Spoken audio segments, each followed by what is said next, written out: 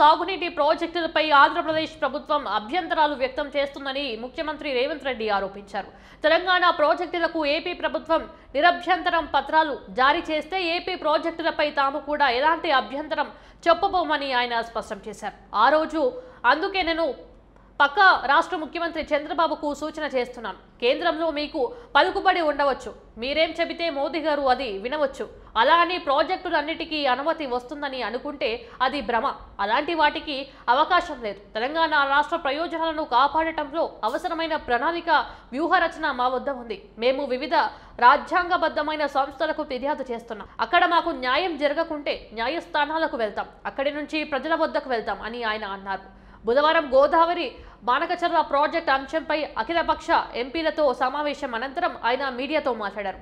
రాష్ట్ర రైతాంగ ప్రయోజనాల విషయంలో ఎలాంటి రాజీ పడే ప్రసక్తి లేదని తేల్చి చెప్పారు.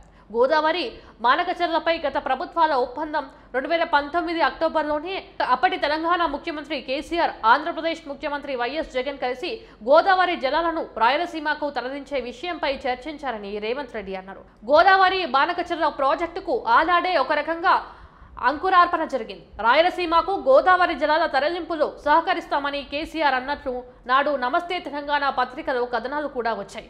అవి ఆయన తెలిపారు. బానకచర్ల వ్యవహారంపై ఏ విధంగా ముందుకు సాగాలనే అంశంపై విపక్షాలతో చర్చించినట్లు చెప్పారు. తెలంగాణకు గోదావరి కృష్ణా నదిదే జీవనాధారమని, ఈ ప్రభుత్వానికి రైతుల ప్రయోజనాలే అత్యంత ముఖ్యమని ఆయన పునరుద్ఘాటించారు. గోదావరి బానకచర్ల ప్రతిపాదనను వ్యతిరేకిస్తూ అసెంబ్లీలో తీర్మానం చేసి కేంద్రానికి పంపాలని నిర్ణయించామని ముఖ్యమంత్రి వెల్లడించారు. అవసరమైతే సుప్రీంకోర్టును కూడా ఆశ్రయిస్తామని, రాష్ట్ర ప్రయోజనాల పరిరక్షణకు నిపుణులైన న్యాయవాదులను నియమించుకుంటామని చెప్పారు. ఈ విషయంలో అన్ని పార్టీలను కలుపుకొని పోరాడుతామని ఆయన స్పష్టం చేశారు.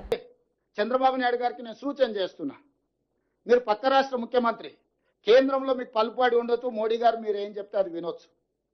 అంత మాత్రాన మీ ప్రాజెక్టులకు అన్ని అనుమతులు వస్తాయని మీరు అనుకుంటే అది భ్రమ. అట్లాంటి వాటికి అవకాశం లేదు. తెలంగాణ రాష్ట్ర ప్రజలకు ప్రయోజనాలు కాపాడుకోవడానికి అవసరమైన ప్రణాళిక వ్యూహరచన స్పష్టంగా ఉన్నది. మేము ఈరోజు వివిధ రాజ్యాంగబద్ధమైన సంస్థలకు మేము ఫిర్యాదులు చేస్తున్నాము. రాజ్యాంగబద్ధమైన సంస్థలు మా హక్కులను కాపాడడానికి, మా హక్కులను మాకు అందించడానికి ముందుకు వస్తే సరే, లేకపోతే న్యాయస్థానానికి వెళ్తాం, అక్కడ కూడా జరగకపోతే ప్రజల దగ్గర పోతాము. అంతిమ నిర్ణేతలు ప్రజల దగ్గర కూడా వెళ్తాము. చంద్రబాబు నాయుడు గారికి నేను సూచన చేస్తున్నా, మీరు పక్క రాష్ట్ర ముఖ్యమంత్రి, కేంద్రంలో మీకు పలుకుబడి ఉండొచ్చు, మోడీ గారు మీరు ఏం చెప్తే అది వినొచ్చు. అంత మాత్రాన మీ ప్రాజెక్టులకు అన్ని అనుమతులు వస్తాయని మీరు అనుకుంటే అది భ్రమ. అట్లాంటి వాటికి అవకాశం లేదు. తెలంగాణ రాష్ట్ర ప్రజలకు ప్రయోజనాలు కాపాడుకోవడానికి అవసరమైన ప్రణాళిక వ్యూహరచన స్పష్టంగా ఉన్నది. మేము ఈరోజు వివిధ రాజ్యాంగబద్ధమైన సంస్థలకు మేము ఫిర్యాదులు చేస్తున్నాము.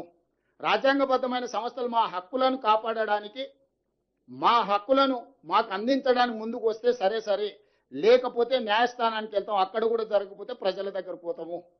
అంతిమ నిర్ణేతలు ప్రజల దగ్గర కూడా వెళ్తాము.